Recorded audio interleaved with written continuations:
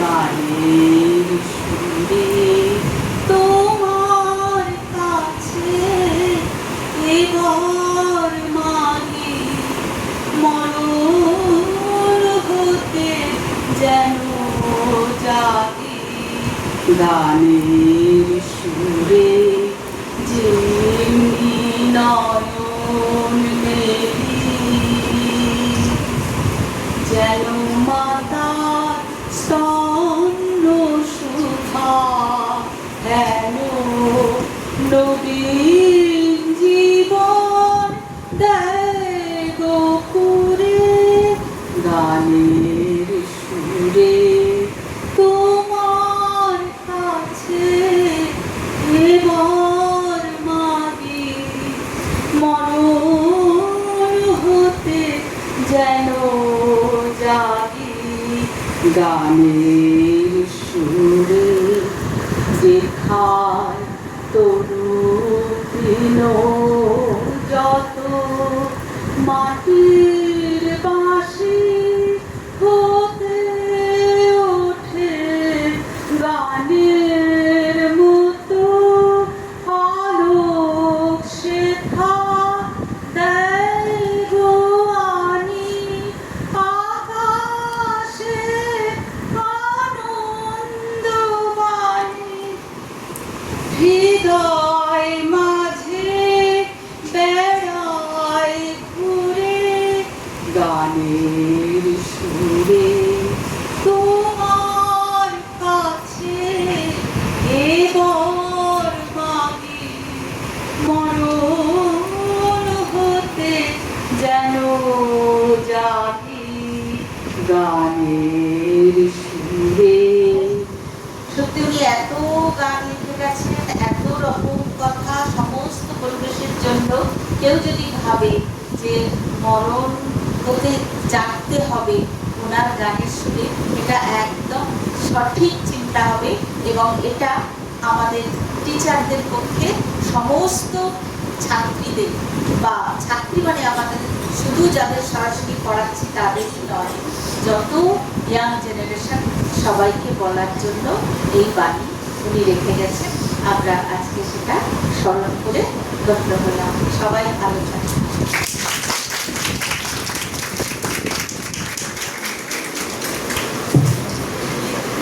ধন্যবাদ ম্যাডামকে। আজ এই অনুষ্ঠানে উপস্থিত সকলকে স্বাগত জানাচ্ছি।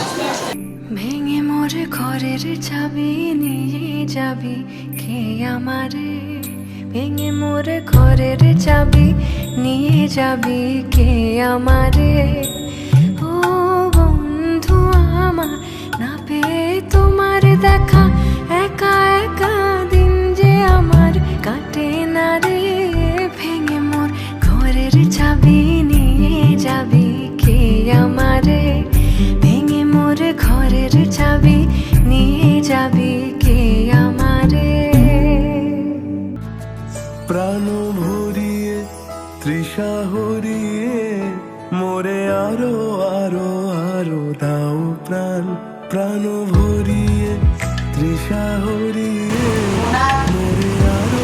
এত লেখা যদি কোয়ালিটি অন্য ভাষাভাষী মানুষ বিচার করতে নাও পারে, শুধুমাত্র কোয়ালিটি পরিমাণ দিয়ে নিয়েছে পৃথিবীর সবার আগে থাকে এমন একজন মানুষ। খুবই সোনার চামচ মুখে নিয়ে জন্মেছেন যদিও, কিন্তু জন্ম থেকেই উনি কিন্তু খুব কষ্টেই দিন কাটিয়েছেন। ছোটবেলাটা শৈশবটা উনি মানে টাকা পয়সা থাকা সত্ত্বেও যত্ন তো একেবারেই পায়নি। যত্ন যেটা মায়ের জন্য, মায়ের শেষ সন্তান ছিলেন, সেই জন্য তিনি একটু ক্লান্ত ছিলেন আর কি অনেক সন্তান নিয়ে। তো একাকিত্বে কাটিয়েছেন। তবে এই যে একাকিত্বে কাটানো, এটা কিন্তু মানুষকে আমরা সবাই জানি বেশি চিন্তা করতে শেখায়।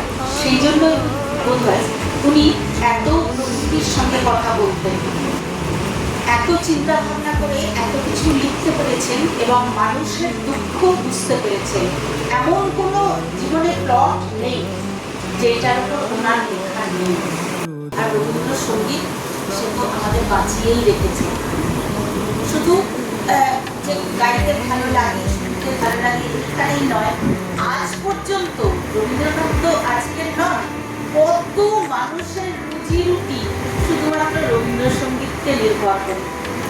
ও যে মানে না মানা, ও যে মানে না মানা, আখি ফিরাইলে বলে না না না, ও যে মানে না মানা, ও যে মানে না মানা।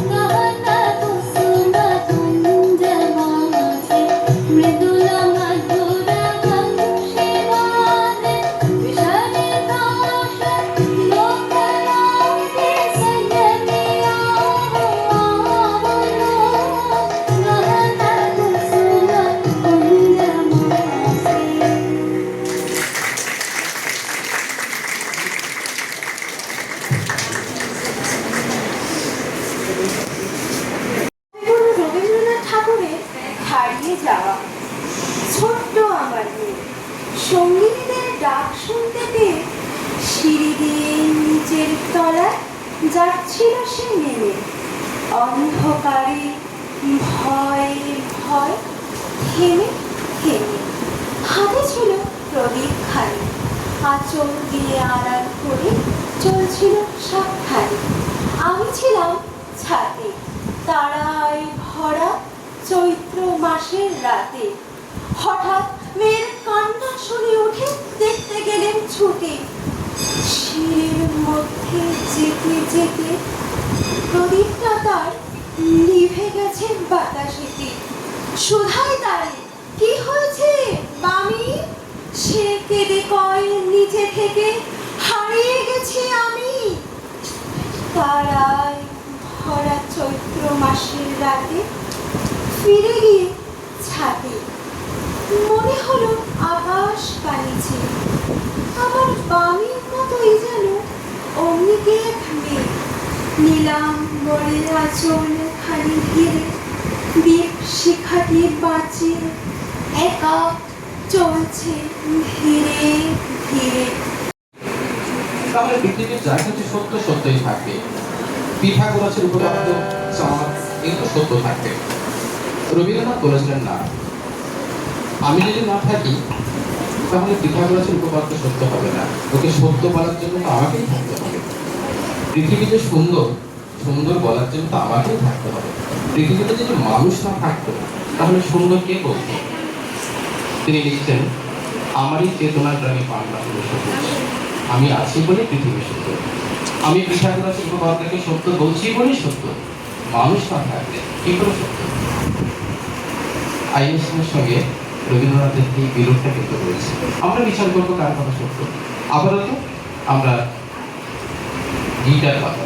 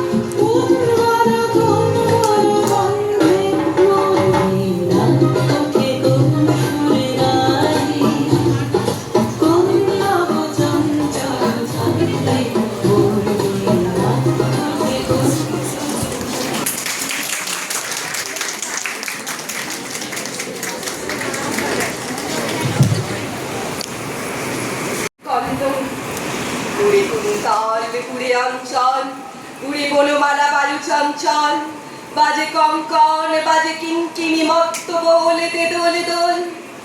বাইরে ঝঞ্ঝা পড়ান বধূর, আবরণ রাশি করিয়া দিদুর, করি লুণ্ঠন অবগুণ্ঠন বসন খোল, দোলে দোল।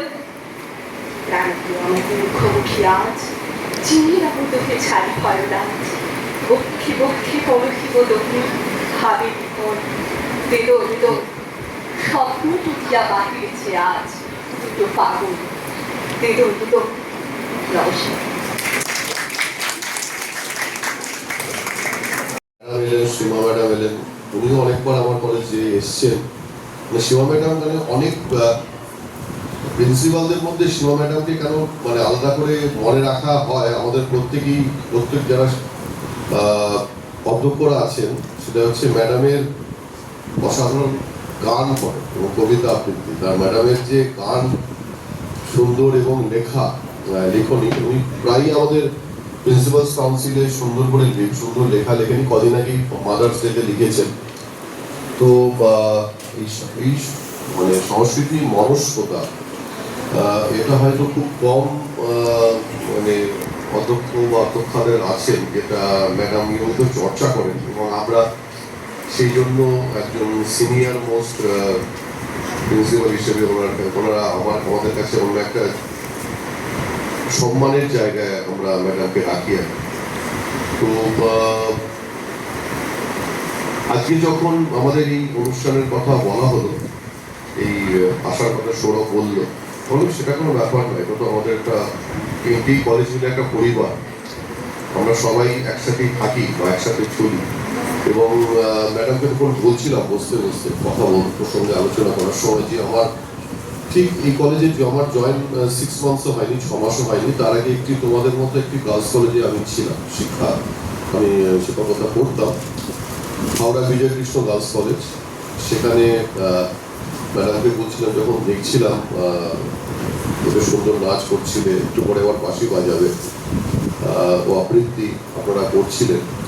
তো ওনার যে সঞ্চালনা সুন্দরভাবে বিনোদবাবুর গল্পটা বললেন, পুরোনো দিনগুলোতে ফিরে যাচ্ছিলাম। কারণ গার্লস কলেজের কালচারটা এরকম, বিশ্বাস করুন, মানে আমি অন্যভাবে বলছি না, ম্যাডামকে বলছি না, গার্লস কলেজের কালচারটা অন্যরকম। এই গার্লস কলেজের কালচারের সাথে কোয়েট কলেজের কালচার মানে মিক্স অ্যান্ড ম্যাচ করা যায়। কারণ আমি 21 বছর ওখানে পড়িয়েছি। তো আমি মিস করি খুব আমার পুরোনো কলেজকে। এবং এই কাশেশ্বরীতে যখনই ডাক পাই আসতে ভালো লাগে, কারণ ওই পুরোনো দিনগুলোতে ফিরে যায়। Multi talented, girls are always multi talented. মানে এটা আমার অস্বীকার করার, মানে আমি স্বীকার করবো, আমি স্বীকার করতে গর্ববোধ করি। কারণ এমন একটি কলেজ থেকে এসেছি যেখানে কবি জীবনানন্দ দাশ পড়াতেন, এমন একটি কলেজ থেকে এসেছি যে কলেজে কবি বাণী বসু, সাহিত্যিক বাণী বসু পড়াতেন, অজিত কৃষ্ণ বোস ছিলেন বিভিন্ন সময়। সুতরাং ওই কলেজের রিচ হেরিটেজ, এখন বিনোদা রায়চৌধুরী লেখিকা। তো ওই কলেজের যে রিচ হেরিটেজ, মানে জীবনানন্দ দাশ থেকে শুরু করে বাণী বসু, প্রত্যেকেই এই কলেজে পড়িয়েছিলেন। সেই কলেজের যে কালচার, তার গঠন, তার যে মানসিকতা, সীমা ম্যাডাম আসার পরে ওটা অন্যরকম। এই কাশেশ্বরী কলেজ আরো বেশি গুরুত্ব পেয়েছে, শুনেছি অনেক বেশি, মানে প্রাণবন্ত হয়েছো তোমরা, অনেক বেশি স্কোপ পেয়েছো আলোচনা করার এবং ওই সাংস্কৃতিক আলোচনাগুলো করা। অবশ্যই রবীন্দ্র জয়ন্তী সেলিব্রেট করা বা এটা আমাদের কর্তব্য, বা জীবনানন্দ দাশকে স্মরণ করা, মনন করা, এটা আমাদের কর্তব্য, আমরা করবো। শুধুমাত্র ওটা পালন করাটা বড় কথা নয়, যাতে আমরা মানে আমাদের যে রাজনৈতিক কালচার যেন আমাদের মধ্যে জারিত হয়, সেটা যেন সবসময় মনে রাখা উচিত এবং স্মরণ করা উচিত।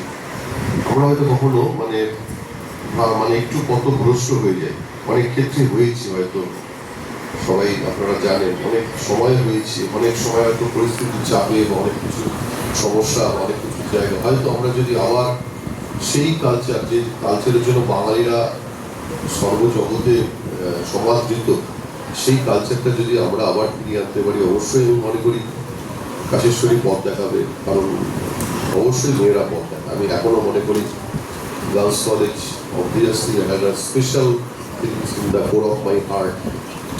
এবং আমি মনে করি মেয়েরা পথ দেখাতে পারে সেই কালচার, সেই সংস্কৃতি যেটা আমরা ধারক বা বাহক, এত বছর ধরে আমরা করে আসছি, সেই জায়গাটা যদি আমরা আবার ফিরে পেতে পারি।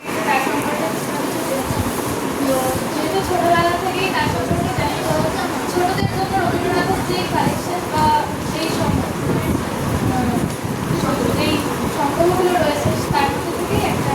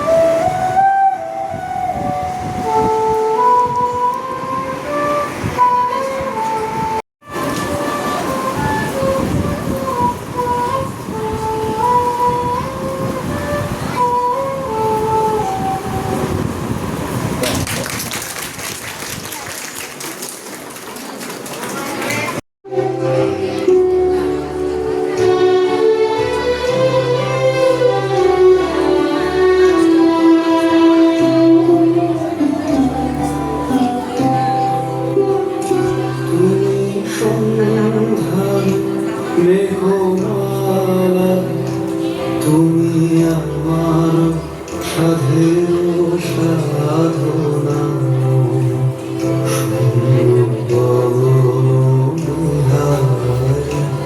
আমি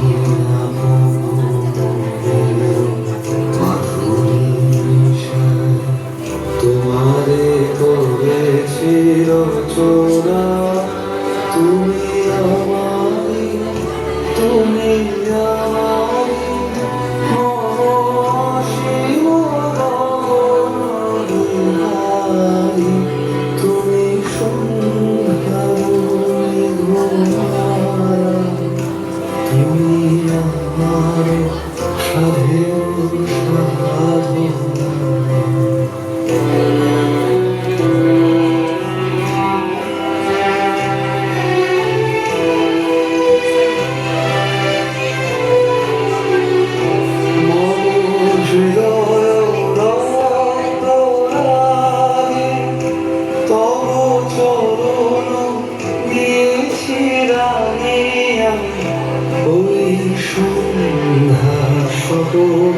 বিহারি তব অধর গেছি সুধা বিষে মিশে, মন সুখ দুঃখ ভাঙিয়া তব অঙ্গে অঙ্গে দিয়েছি জড়ালে জড়ায়, তুমি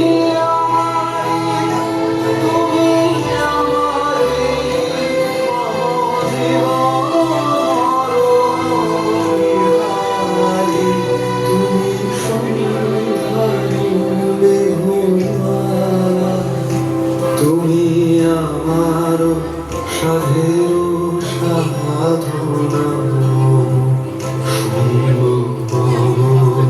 বিহারি আমি আপন মনের মাধুরীশায়, তোমারে করেছি রচনা, তুমি আমারি, তুমি আমারি শিব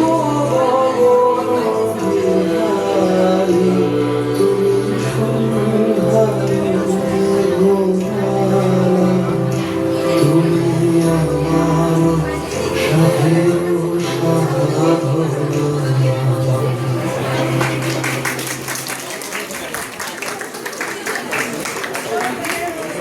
যারা অমিতদা বলেই উচ্ছ্বাস প্রকাশ করেছেন, কতটা ভালোবাসেন ডক্টর অমিত মজুমদার, অধ্যক্ষ শ্রীশচন্দ্র পালেজ। তুমি যুগে যুগে দুধ পাঠাইছ বারে বারে দয়াহীন সংসারে, তারা বলে গেল ক্ষমা করো সবে, বলে গেল ভালোবাসো, অন্তর হতে বিদ্বেষ বিষ্ণাশক। বরণীয় তারা, স্মরণীয় তারা, তবুও বাহির দ্বারে আজি দূর দিনে ফিরানো তাদের ব্যর্থ নমস্কারে। আমি যে দেখেছি গোপন হিংসা, কপট রাত্রি ছায়ে হেনেছি নিঃসহায়ে। আমি যে দেখেছি প্রতিকারহীন সত্যের অপরাধে বিচারের বাণী নীরবে নিভৃতে কাঁদে। আমি যে দেখিনু তরুণ বালক উন্মাদ হয়ে ছুটে কি যন্ত্রণায় মরেছে পাথরে নিষ্ফল মাথা টুটে। কণ্ঠ আমার রুদ্ধ আরিপে বাঁশি সঙ্গীত হারা অমাবস্যার কারা লুপ্ত করেছে আমার ভুবন দুঃস্বপনের তলে। তাই তো তোমায় শুধাই অশ্রু জলে, যাহারা তোমার বিষাইছে বায়ু নিভাইছে তব আলো। তুমি কি তাদের ক্ষমা করিয়াছ? তুমি কি বেসেছ ভালো? নমস্কার। ধন্যবাদ অভিজ্ঞ। আমরা এরপরে ভাবনা কাহারে বলে সুখী, যাতনা কাহারে বলে। তোমরা যে বলো দিবস রজনী, ভালোবাসা ভালোবাসা সুখী ভালোবাসা কারে কার? সে কি কেবলই যাতনাময়, সে কি কেবলই চোখের জল, সে কি কেবলই দুঃখের শ্বাস? লোকে তবে করে কি সুখের তরে এমন দুঃখের লাশ? আমার চোখে তো সকলই সমান, সকলই রঙিন, সকলই বিমল। শুনির আমার শ্যামল বিষম যোজনা কুসুম কোমল, সকলই আমারই মতো। তারা কেবলই হাসে, কেবলই হায়, হাসিয়া ভেঙে মরিতে চায়। না জানে বেদন, না জানে রোদন, না জানে সাধের যাতনা যাতনা।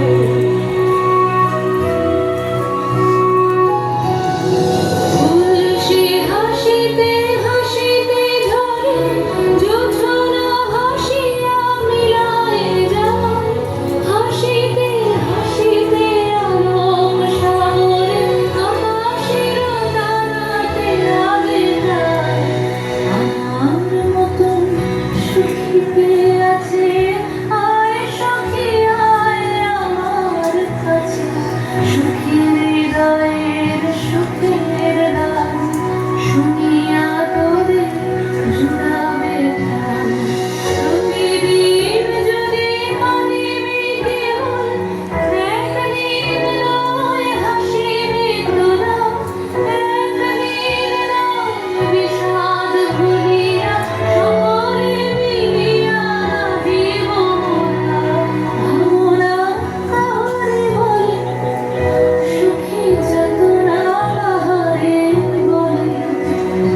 তোমরা যে বলো দিবস রজনী, ভালোবাসা ভালোবাসা সুখী ভালোবাসা কারে কয়? সে কি কেবলই যাতনাময়?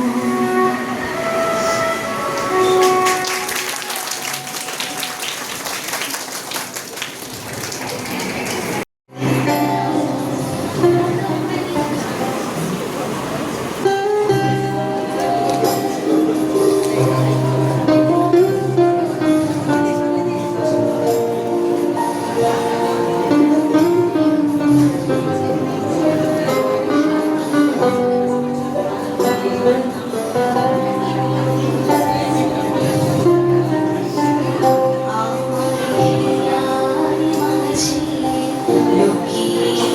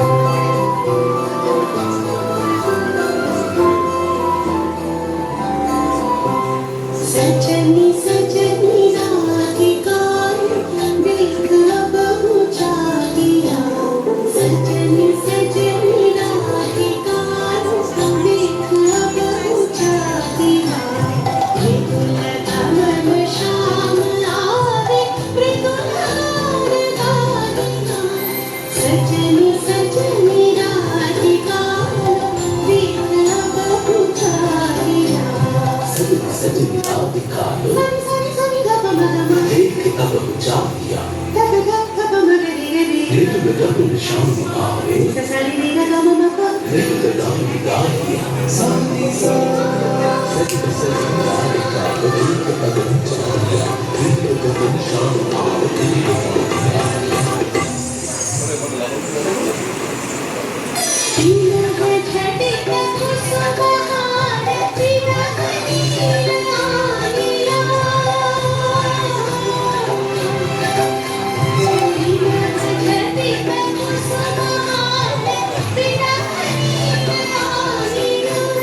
सुंदरी सिंदूर देके सीते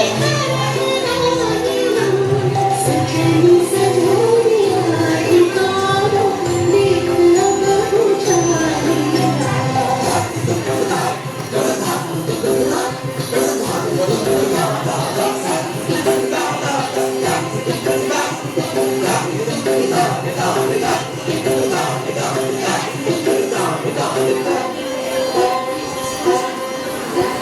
सहचरी सब नाच नाच मिलन गीत गाओ रे चंचल मंजीर धर कुंज गगन छाओ रे सजनिया उधार बनिर हनमरी बजारिया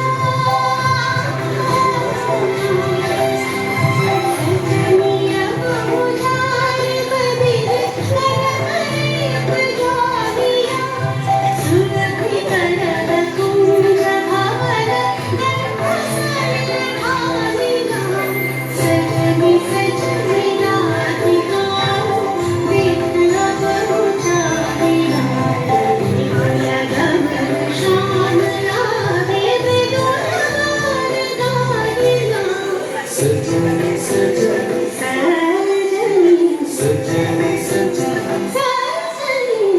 सजनी सजनी सजनी सजनी सजनी राधिका देख अब ऊंचा दिया सजनी सजनी राधिका देख अब ऊंचा दिया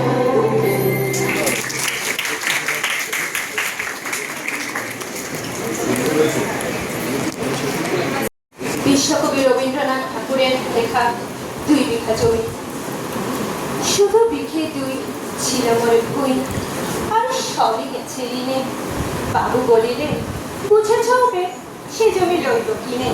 কহিলাম আমি, তুমি ভূস্বামী, ভূমির অন্তরায় যে দেখো মোর আছে বড় জোর মরিবার মতো ঠাঁই।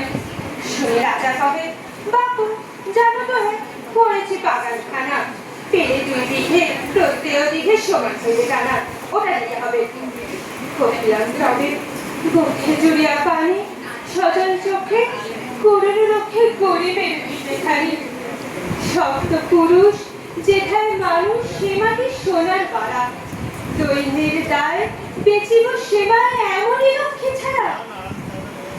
আশা করিলাম রাজা ক্ষণকালের রখিল মৌন ভাবে, কহিলেন শেষে ক্রূর হাসি হেসে, আচ্ছা সে দেখা যাবে।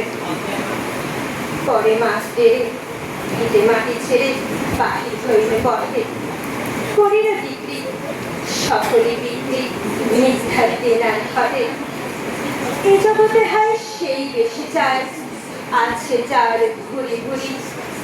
রাজার হস্ত করে সমস্ত কাঙালের ধন চুরি। মনে ভাবিলাম মনে ভগবান রাখিবে না মোহ গর্থে, তাই লিখি দিল বিশ্ব নিখিল 2 বিঘার ফুল। সমীর জীবন জোড়ালে তুমি, অবারিত মাঠ গগন ললাট চুমে তব পদধূলি। ছায়া শুনবে শান্তির নীল ছোট ছোট গ্রামগুলি, পল্লব ঘন আম্র কানন, রাখালের খেলা কেহ, স্তব্ধ অতল দিঘি কালো জল, নিশীত শীতল স্নেহ। বুক ভরা মধু গঙ্গের বধূ জল যায় ঘরে, মা বলিতে প্রাণ পরে রাঞ্চান, চোখে আসে জল ভরে।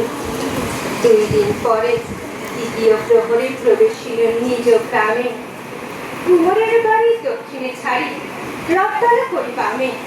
রাতি হাত খোলা নদীর গোলা, মন্দির করি পাছে। ঋষাদের শেষে পৌঁছিনে এসে আমার বাড়ির কাছে। ধিক ধিক ওরে শতধিক করে নীলাজ ফুলটা ভূমি, যখনই যাহার তখনই তাহার।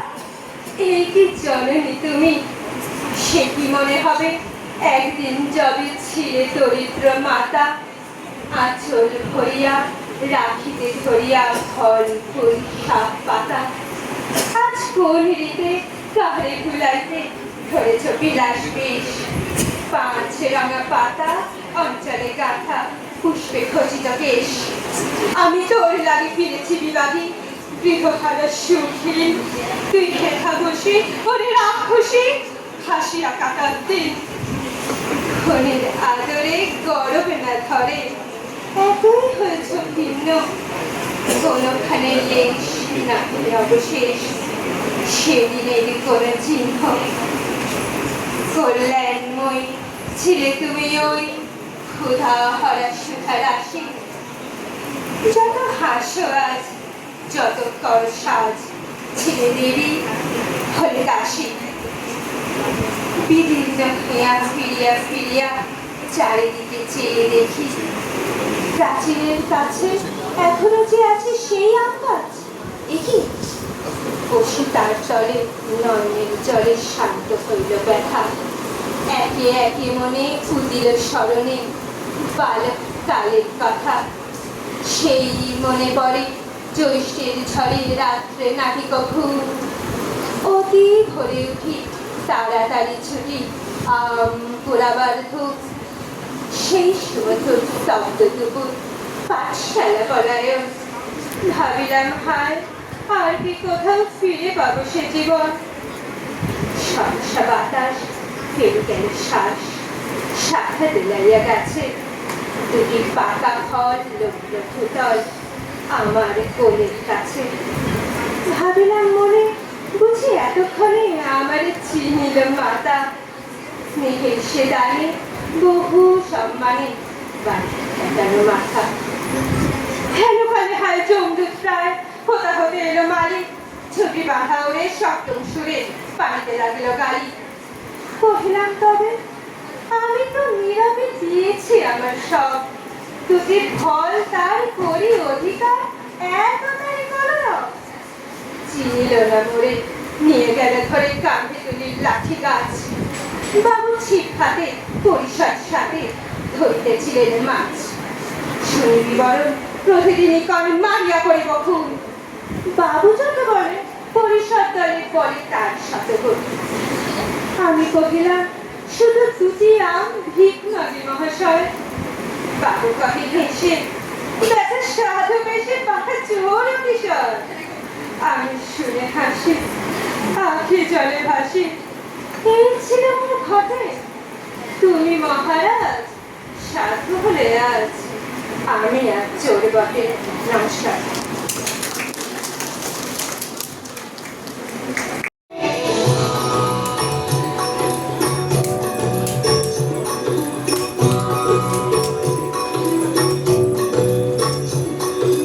सुंदरी राधे आवे बनी, सुंदरी राधे आवे बनी, ब्रजरमणी गण मुकुटमणि, सुंदरी राधे आवे बनी, सुंदरी राधे आवे बनी।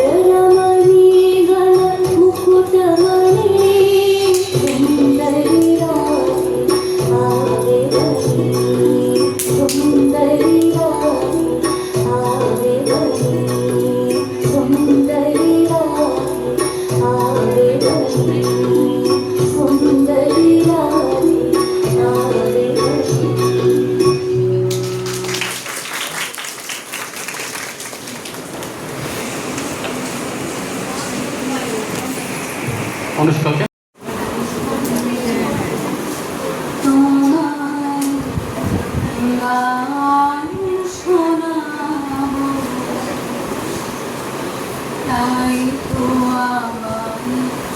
জাগিয়ে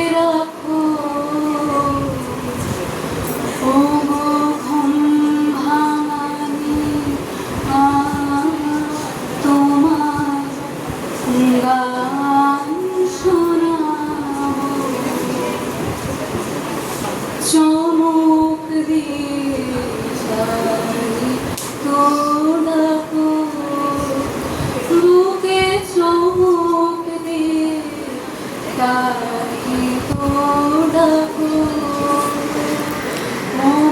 ঘুম ভাঙানিয়া তোমায় গান শোনাবো। এলো আধার ঘিরে পাখি এলো নিড়ে, তোরে এলো তীরে। এলো আধার ঘিরে পাখি এলো নিড়ে, তোরে এলো তীরে। শুধু আমার হিয়া বিরাম পায় না, ও ও দুঃখ জাগানিয়া তোমায় গান শোনাবো। আমার কাছের মাঝে মাঝে কান্না ধারা দোলার সুধায় ভরে, তুমি যাও যে সুরে আমায় পরশ করে, প্রাণ সুধায় ভরে, তুমি যাও যে সুরে। বুঝি আমার ব্যথার আড়ালেতে দাঁড়িয়ে থাকো, ও দুঃখ জাগানিয়া তোমায় গান শোনাবো। চমক দিয়ে তাই তো ডাকো, বুকে চমক দিয়ে তাই তো ডাকো, ও ঘুম ভাঙানিয়া তোমায় গান শোনাবো। ও দুঃখ জাগানিয়া তোমায় গান শোনাবো।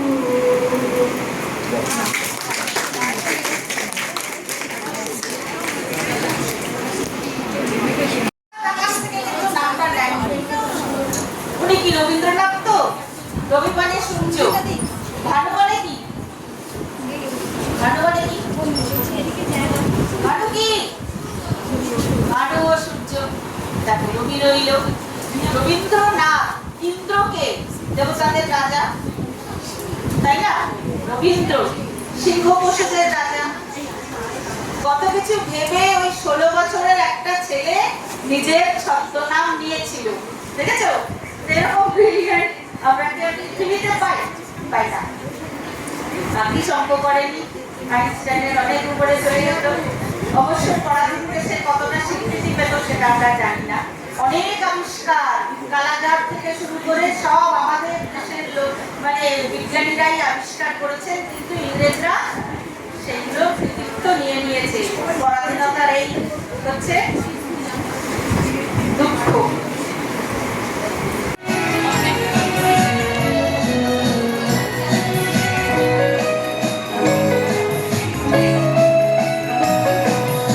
আকাশ ধোয়া সূর্য তারা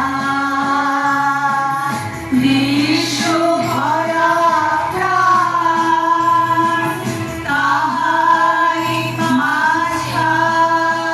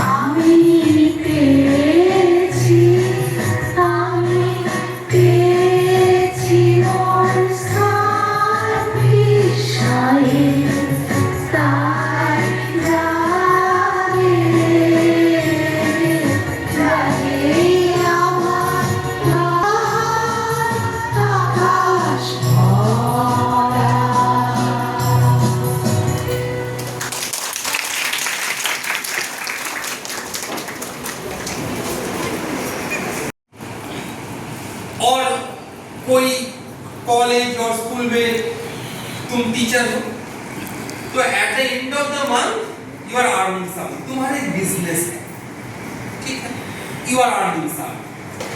এই ইনকামটাকে আমরা কি বলবো? দিস ইজ অ্যাক্টিভ ইনকাম, মানে তুমি actively involve, you are actively involve in this activities and as a result you are earning something. তোমার একটা ছোট ফুড কার্ট আছে, তোমার সকাল থেকে মার্কেটে যেতে হয়, ভেজিটেবলস কিনতে হয়, ইনগ্রেডিয়েন্টস কিনতে হয়, প্রিপেয়ার করতে হয়, সেল করতে হয়, হিসাব রাখতে হয়, এতগুলো কাজ করতে হয়, active income. On the other hand, say you managed some amounts and deposited in banks.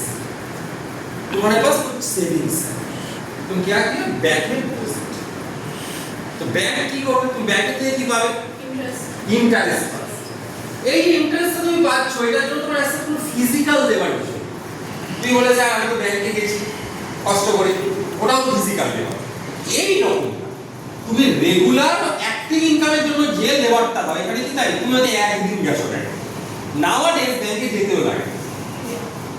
Through online you can open one fixed deposit, invest করে দিয়েছো, ইন্টারেস্ট মিল গেছে।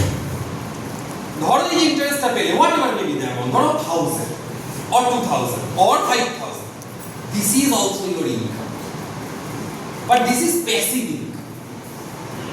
এই ইনকামটা কিন্তু তুমি যখন ঘুমোচ্ছ তখনও কিন্তু ইনকামটা কেউ না কেউ তোমার জন্য করছে। when you are sleeping at night তখনও কিন্তু তোমার জন্য ইন্টারেস্টটা জেনারেট হচ্ছে।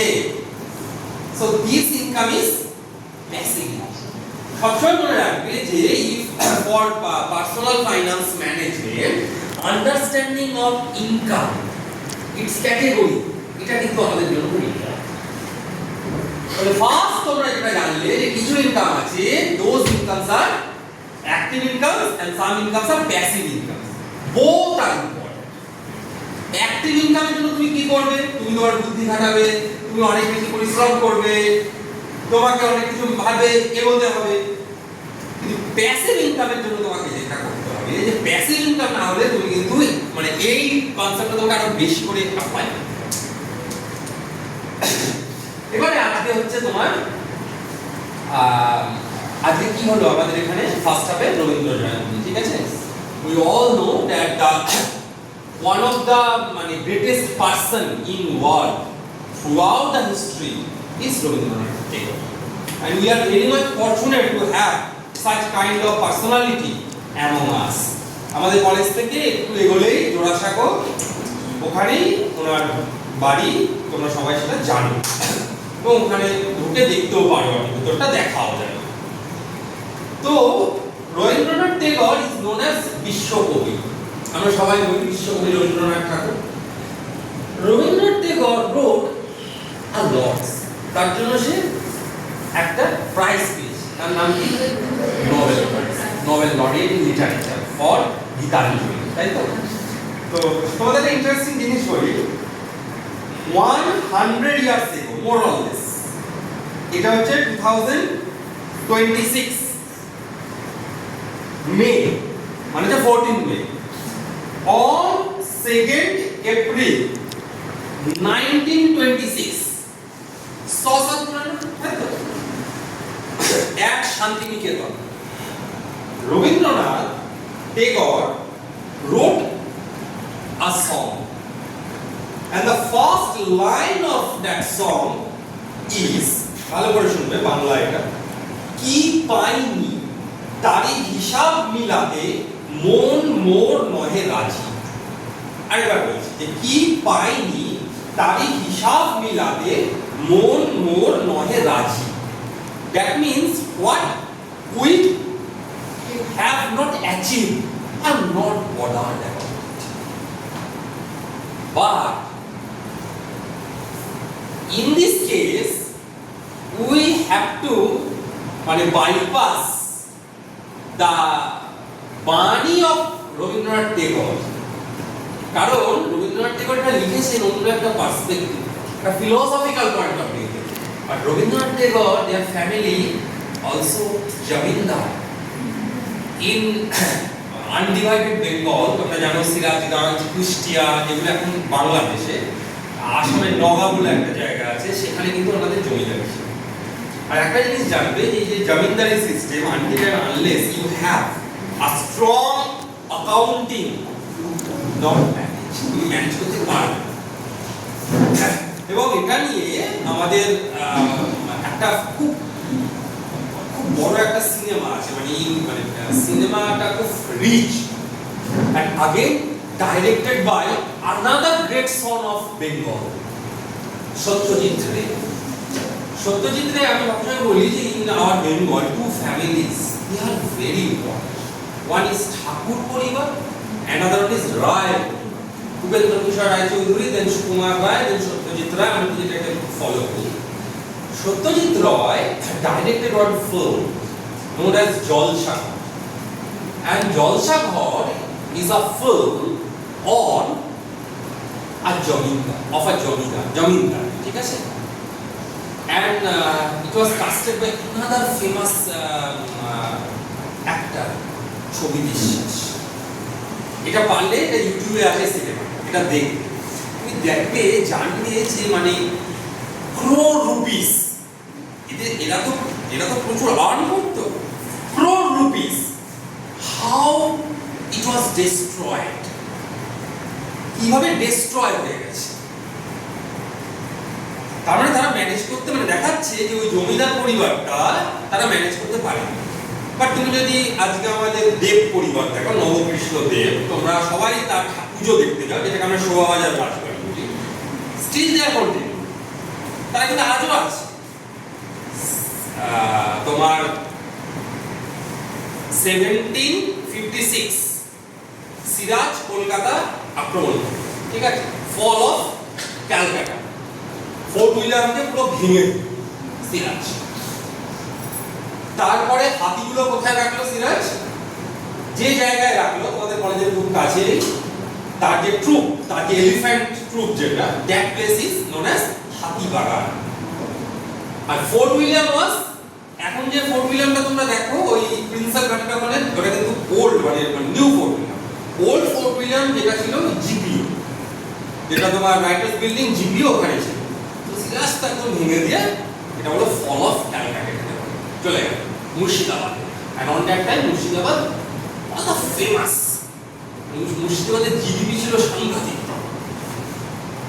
এরপরে 1757 পলাশি হলো, সিরাজ, ফল অফ সিরাজ। ওই টাইমে নবকৃষ্ণদের দুর্গাপূজা স্টার্ট করলো। In which year?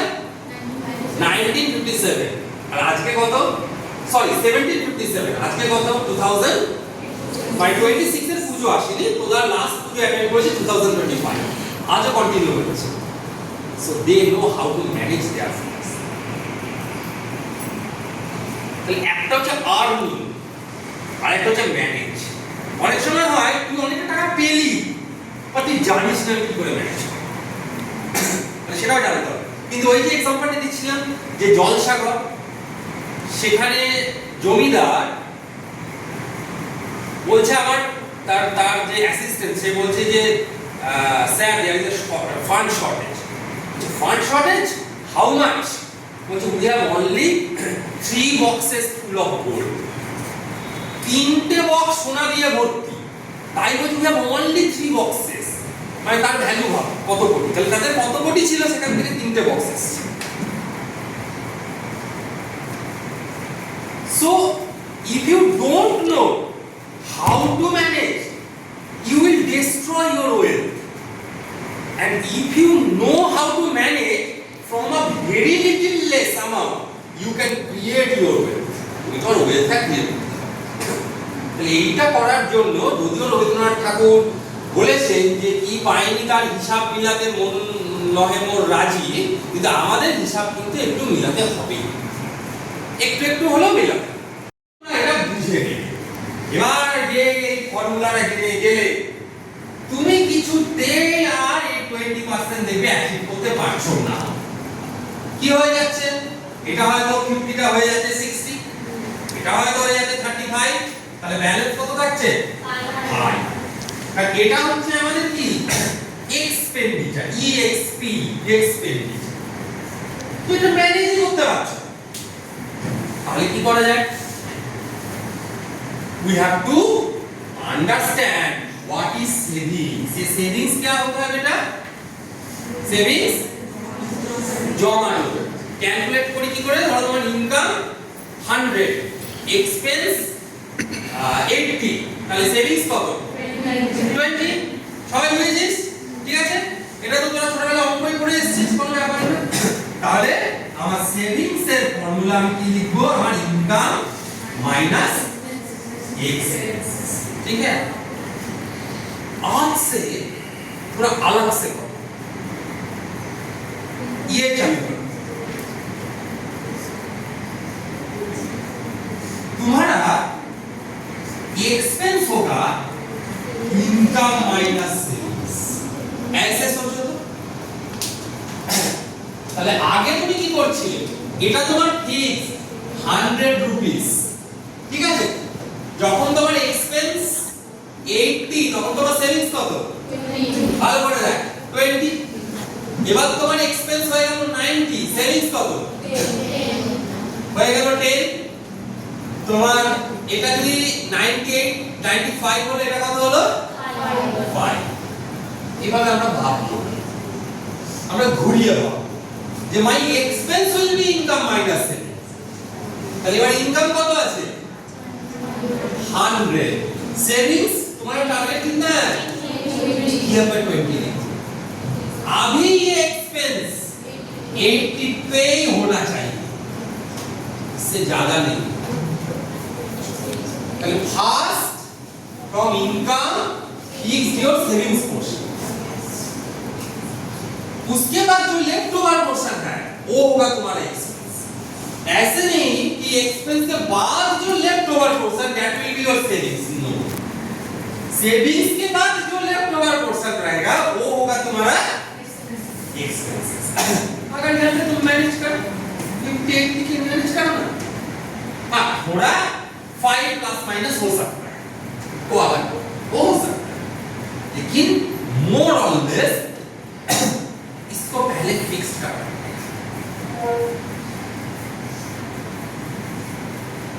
ये फिक्स नहीं कर पाओगे तो तुम्हारा वेल्थ क्रिएशन नहीं होगा।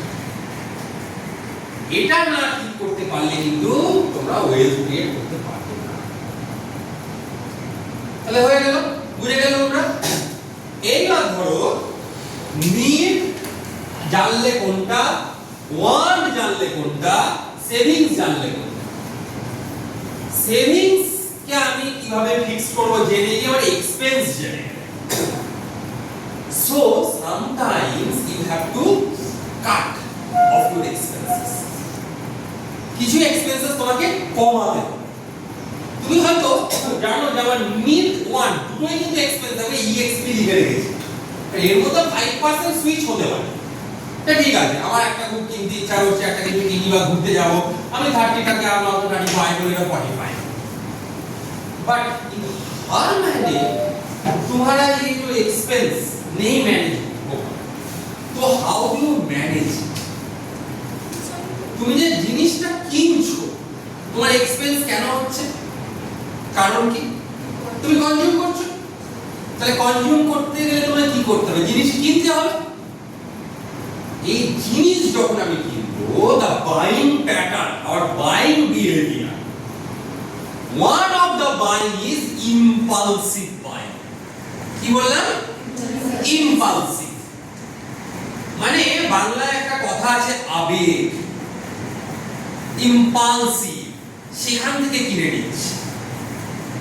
এই কলেজ থেকে গেছি বাড়িতে, ফ্রেশ হয়ে খাওয়া দাওয়া করে একটু বালিশ নিয়ে শুয়েছি ফোনটা নিয়ে, আরে বাস একটা দারুণ ড্রেস আইটেম দেখছি তো, এই ঘড়িটা খুব সুন্দর না, এটা আমার দরকার।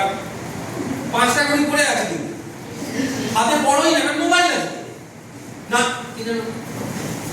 So this tendency that is buying instantly without considering whether it is required or not, তুমি সেটা ভাবছোই না, মানে তোমার দেখে ভালো লেগেছে, ওকে, তোমার দেখে ভালো লেগেছে, তুমি কিনে ফেলবে। ভালো করে চিন্তা করে দেখো, কারণ তোমরা অলরেডি অনেক কিনে ফেলেছো। দেখে ভালো লেগেছে, কিনে নিয়েছো। আচ্ছা, একটা দুটো কিনতে পারো, কিন্তু তাই বলে অনেক সময় এমন হয় যে কিনে কিনে এমন অবস্থা ভুলেই গেছো এটা তোমার আছে, ঠিক আছে, তোমার মনেই নেই। তারপরে যখন কোনো কারণে মা বলেছে ঘর পরিষ্কার কর, বাবা এরকম তোমার 4-5টা আইটেম আছে, আমি কিনে ফেললাম, তাহলে কি হলো? Impulsive buying. ইম্পালসিভ বাইংটাকে একটু কমাতে হবে। How to control impulsive buying? Here is give a second thought. ধরো তোমার ভালো লাগলো, হতেই পারে, তুমি সেটাকে নিয়ে দরকার হলে কার্টে অ্যাড করো, ইনস্ট্যান্ট কিনতে যাবে, until and unless it is absolutely necessary for you, তুমি এটা কিনতে চাও। দিয়ে দুটো দিন চুপ করে বসে থাকো, 3 নম্বর দিনে ভাবো যে ওটা আমার তোমার সত্যিই দরকার। যদি তুমি দেখো যে ইয়েস, নো যদি হয় তাহলে তুমি ঠিক আছে, যদি দেখো ইয়েস, আবার 2 দিনের জন্য ওয়েট করে যাও, পরে আবার ভাবো যে it is really important for you. যদি ইয়েস হয় গো, যদি না হয় ওখানে স্টপ। কারণ ইম্পালসিভ বাইং এর চক্করে পড়ে এবং তুমি জানবে যে companies are always trying to get you as impulsive buyer.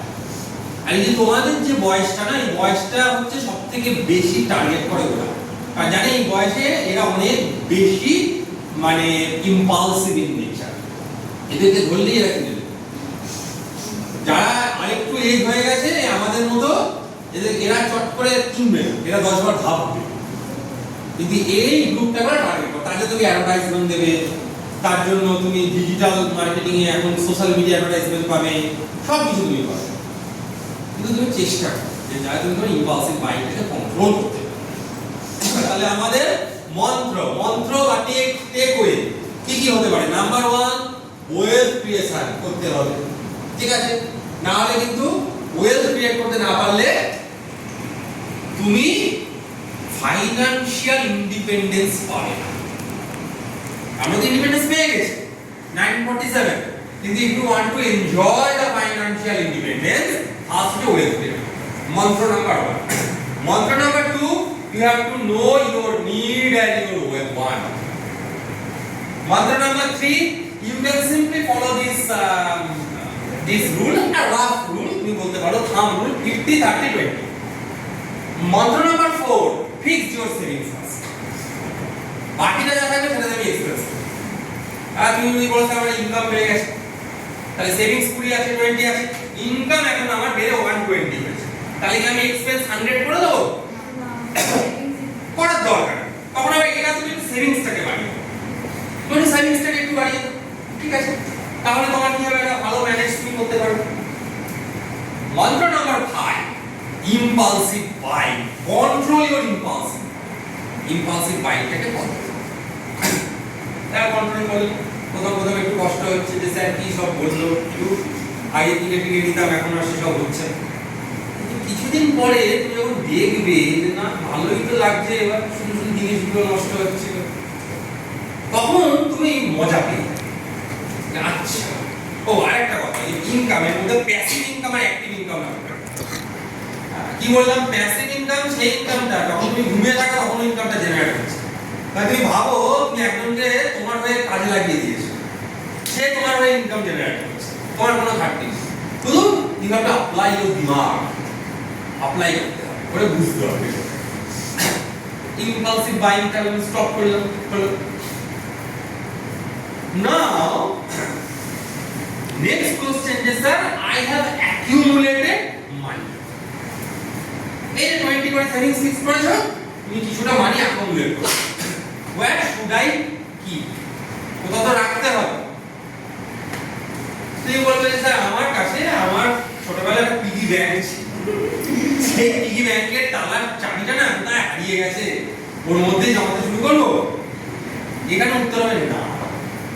কেন হবে না? Because your piggy bank will not give you interest. এবার এখান থেকে তোমার যে ব্যাপারটা আসবে যে ইন্টারেস্ট, হোয়াট ইজ ইন্টারেস্ট? আর কেন হয় শুড ইউ গেট ইন্টারেস্ট? তুমি যদি ব্যাংকে টাকা জমা রাখো, ব্যাংকের খাটনি, ব্যাংক আবার তোমার টাকাটা হিসাব রাখবে, ওই টাকাটা আবার তোমার যখন চাইবে তখন ফেরত দিতে হবে, তাহলে ব্যাংক কোনো ইন্টারেস্ট দেবে কেন? তোমার তো ভালো, বাড়ি থাকলে চুরি হয়ে যাবে, ব্যাংকে চুরি হবে না, তুমি সেফটিও পাচ্ছ। ব্যাংক ইন্টারেস্ট দেবে অন্য কারণ, because bank also need money, তোমরা না দিলে তো পাবে না। তাহলে এবার দেখো তোমরা যে কোথাও টাকাটা ডিপোজিট করছো, এখানে কন্ডিশন থাকে। কি কন্ডিশন থাকে? একটা লকিং পিরিয়ড, যে 1 বছরের জন্য তুমি ফিক্সড করছো বা 5 বছরের জন্য করছো, ठीक है? तो ये लॉकिंग का मतलब क्या होता है? ये 1 साल के लिए और 5 साल के लिए you are sacrificing your present entertainment, your present consumption. তুমি 5 বছরের জন্য তোমার প্রেজেন্ট কনজাম্পশনটাকে, এন্টারটেইনমেন্টটাকে তুমি স্যাক্রিফাইস করে দিয়েছো। सर मेरा एक क्वेश्चन है। হ্যাঁ বলো। नोट होता है, वो एक कागज का ही नोट है ना, उसका वैल्यू कैसे हो सकता है? वो इसके बेस पे पैसे का वैल्यू होता है। अच्छा ठीक है, बोल देंगे। तो ये जो इंटरेस्ट, तुम्हें क्यों इंटरेस्ट, बैंक क्यों इंटरेस्ट देते हैं? क्योंकि ये तुम्हारा सैक्रिफाइस है, बैंक का नहीं। तुम्हारा सैक्रिफाइस है 1 ईयर के लिए और 5 ईयर के लिए। सो ये सैक्रिफाइस का एक प्राइस होना चाहिए। ये प्राइस है तुम्हारा इंटरेस्ट। तो इंटरेस्ट जोड़ के कितना अमाउंट आए वही है हमारा पास। सो सोचो कि 10,000 डिपॉजिट किया है 1 साल के लिए, 1 साल के बाद सोचो 10,000 प्लस 1,000 जोड़ो इंटरेस्ट के लिए, तो 11,000। सो इन 1 year, after 1 year your amount will be from 10,000 to 11,000. So this 1,000 will be your income. 10%. তাহলে এবার তুমি বলবে স্যার যদি এরকম ওই যে কথাটা বললো ওটা থেকে আমি এবার স্টার্ট করছি যে 10%। সবাই বুঝলি তো কেন 10% interest? 10,000 deposit for 1 year into, তাহলে 1,000 যদি হয় তাহলে 1,000 ডিভাইড বাই 10,000 ইনটু 100 করে 10%। তাহলে তো সার্চিংটা কি? I will search such schemes where I will earn maximum interest. ধর ব্যাংক A 10%, ব্যাংক B 15%, তাহলে কোথায় যাবি? 15% যাবি। তাহলে তুই কত রিটার্ন পাবি? 1,500। ধর ব্যাংক B, ঠিক আছে, ব্যাংক B সে তোকে বলছে আমি 30% ইন্টারেস্ট দেব, তাহলে ব্যাংক দিতে চলে যাবি। যাবি তো? Yes or no? কতজন যাবি বল, হাত তোল। সবাই যাবি? তুই যাবি না? যাবি তো? আমিও যাব। আমি যাব না, তোরা সবাই যা, আমি যাব। আমি বাদ। এইটা কেন বলতো আমি বাদ? যখনই দেখবো ও একটা এক্সরবিটেন্ট রেট আমাকে দিচ্ছে, তার মানে আমাকে বুঝতে হবে কিছু প্রবলেম আছে। তুই ভাব, তোরা নিশ্চয়ই বাজার দোকান করিস, কোনো জিনিসের দাম হচ্ছে 100 টাকা, ও তোকে বলে 10 টাকা 20 টাকায় দিয়ে দেবো, ডেফিনেটলি সেই প্রোডাক্টটার কিছু প্রবলেম আছে। এখানেও তাই, তুই যখন দেখছিস যে all other 5 banks they are providing 10, 12 like that, আর একটা ব্যাংক কোথা থেকে এসেছে? মঙ্গল গ্রহ থেকে এসেছে, যে ও আমাকে 30% ইন্টারেস্ট দেবে। এইটাতেই this is a trap. In order to avoid this trap, this financial education is important. তোমাকে জানতে হবে যে কোনটা ট্র্যাপ। এবার অনেক সময় এরা রেটটাকে না বলে না, বুঝলি তো? সব বুদ্ধি, অনেক তোমার বুদ্ধি করে কাজে লাগে, যে রেটটা বলে না। তো কি বলবে বলতো? বলবে যে in 2 years your money will be double. বুঝছিস? একটা সেই সিনেমা হয়েছিল না, 21 দিন में पैसा डबल। হ্যাঁ কি নাম ছিল? फिर হ্যাঁ ফিরে রাখবে। রে বাবা দেখি, ঠিক আছে, সে পরেশ রাওয়াল তার অ্যাক্টিং 21 দিন में पैसा डबल। তখন কি হয়েছে তোরা সবাই জানিস। ধর ব্যাংক বললো যে তোকে 2 ইয়ার্স ডাবল, তুই ভাবছিস স্যার ভালো তো 2 ইয়ার্সে ডবল হয়ে যাবে, মানে ধর যার 10 লাখ আছে তার 10 লাখ আর 20 লাখ হয়ে যাবে, পয়সাই পয়সা, কি মজা। কিন্তু তুই রেটটা জানতে পারছিস না, মানে যারা স্যার তো রেট শিখিয়েছে, যদি দেখি 10% ঠিক আছে, কিন্তু যদি দেখি 30% তাহলে রেটটা বোঝার কোনো উপায় আছে?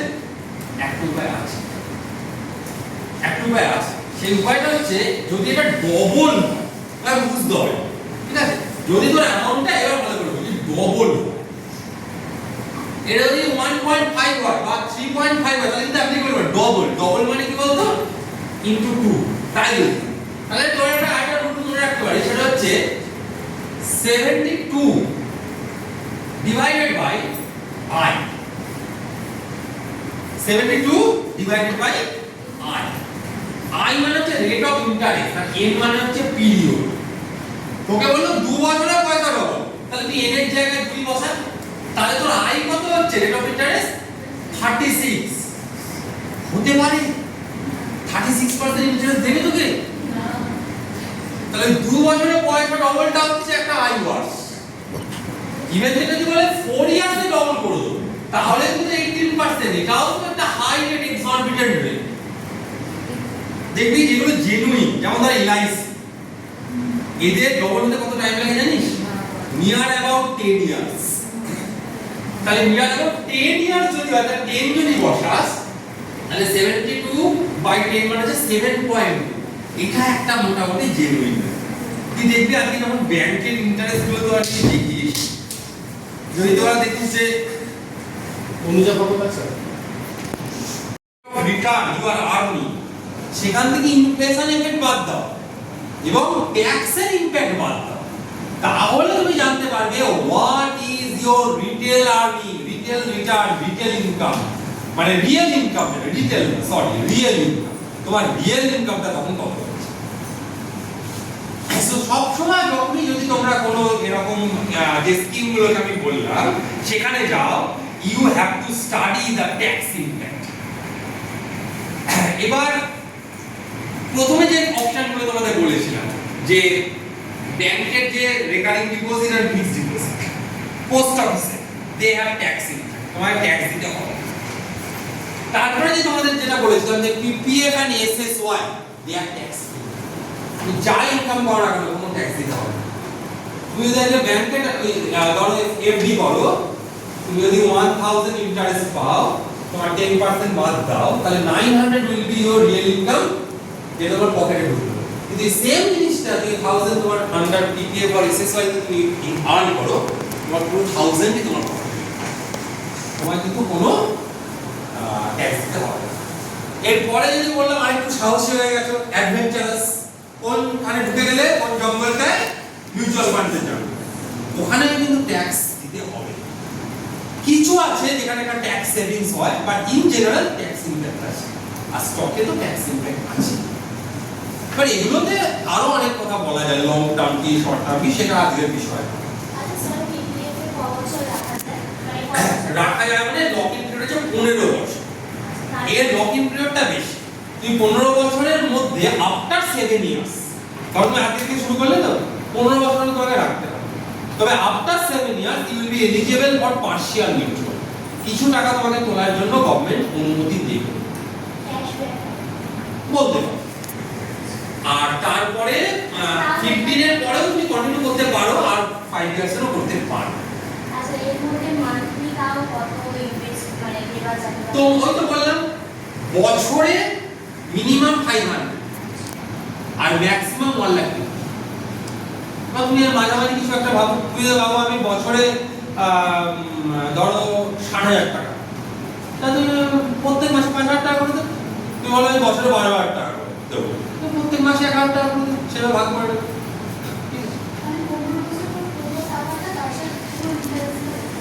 কিন্তু ইন্টারেস্টটা অ্যাকুমুলেট হবে, তুমি দেখতে পাবে at the end of each financial. যেই একটা ফাইনান্সিয়াল ইয়ার শেষ হবে, 31 মাস শেষ হয়ে যাবে, তুমি ফার্স্ট এপ্রিলে গিয়ে দিবে তোমার ইন্টারেস্টটা শো হচ্ছে, তুমি তুলতে পারবে। সব মিলিয়ে নিয়ে তুমি ভাবে হচ্ছে ওই সেই 15 বছর পর। হ্যাঁ, তুমি দরকার হলে একটু পার্শিয়াল উইথড্রল করা যায়, কিন্তু না করাই অবভিয়াসলি। ইনভেস্টমেন্ট মানেই কম্পাউন্ড ইন্টারেস্ট, সিম্পল ইন্টারেস্টে কেউ যাবে না। তাই না? আচ্ছা, তাহলে আমরা ইমার্জেন্সি ফান্ড নিয়ে বললাম, আমরা নিড, ওয়ান্ট, সেভিংস বললাম, সেভিংস ফিক্স করলাম, থাম রুলগুলো সব শিখে গেলাম। ওকে, এইবার এই যে তোমার নিডের মধ্যে আরেকটা কথা আমরা ভাববো যে along with emergency fund we have to think about another 2 points that is also important for your personal finance. First is your medical insurance. এটা কিন্তু করতে হবে, কারণ তুমি মেডিকেল ইন্স্যুরেন্স না করো, কার কখন মেডিকেল ইমার্জেন্সি হয়ে যাবে, তখন যে টাকা লাগবে তুমি কিন্তু তোমার ইমার্জেন্সি ফান্ড দিয়েও ম্যানেজ করতে পারবে, বা তোমার ঘরের টাকা বেরিয়ে যাবে, তোমার তো টাকা জমাচ্ছ, তোমার তো এখন পিপিএফ ভেঙে টাকা ওখানে দিতে হচ্ছে। তাহলে আমাদের এই যে অবজেক্টিভটা বারবার ওয়েল, যেটা আমি একটু আগে বললাম, ওই সত্যজিৎ রায়ের জলসা ঘর, ওই বিশ্বাস 3 বাক্স আর সোনা সিন্ধুক, সেটাও তার কাছে কিছু একই তোমার ওয়েল ডেস্ট্রয়। তার চেয়ে বলা আমি এমন একটা ওয়েপেনকে রেডি রাখি যে if there is any emergency that weapon will support in favor of. তাহলে obviously personal financially পার্ট হচ্ছে আমার মেডিক্লেম, যেটাকে তোমরা হেলথ ইন্স্যুরেন্সই বলো। What ever maybe that 3 lakh 4 lakh করা উচিত। কি ধরে রাখো, ভগবানের কাছে বলো যে ওই টাকাটা যেন আমার কোনোদিন কাজে না লাগে, কিন্তু বিপদ কোন দিন আসে কেউ জানে না।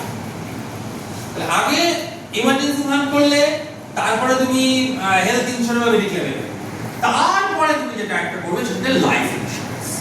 এবার লাইফ ইন্স্যুরেন্স বলতেই মোস্ট অফ দ্য পিপল যেটা করে ফেলে সেটা এন্ডোমেন্ট প্ল্যান। মানে এন্ডোমেন্ট প্ল্যান মানে অ্যানুয়ালি একটা প্রিমিয়াম দেয়, আর at the end of the term তারটা অ্যামাউন্ট করতে পারে, খারাপ কিছু না। কিন্তু লোকে একটা ভুল করে, লোকে কি করে, লোকে বলে যে they compare this LIC insurance with the investment.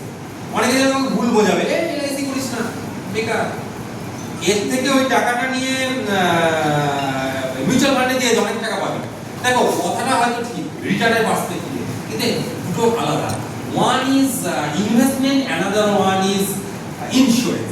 Insurance is the indemnification. Indemnification মানে জানো, ইনডেমনিফিকেশন মানে হচ্ছে ধরো তুমি এই পজিশনে আছো, ইন্স্যুরেন্স তোমাকে কি করবে, তোমাকে এখান থেকে ইনভেস্টমেন্ট তোমাকে এখান থেকে এখানে তুলে দেবে। কিন্তু ইনডেমনিফিকেশন মানে হচ্ছে তুমি এই পজিশনে আছো, তুমি মানে ফল করে যাও, ও তোমাকে আবার পুরোনো জায়গায় রিস্টোর করবে। That is indemnification. তার মানে